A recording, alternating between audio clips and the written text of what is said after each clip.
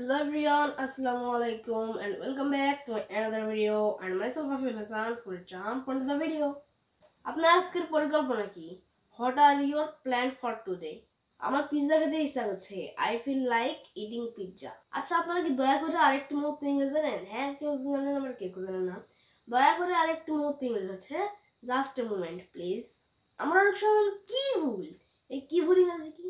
কি ভুল ইংরেজি হচ্ছে What's wrong?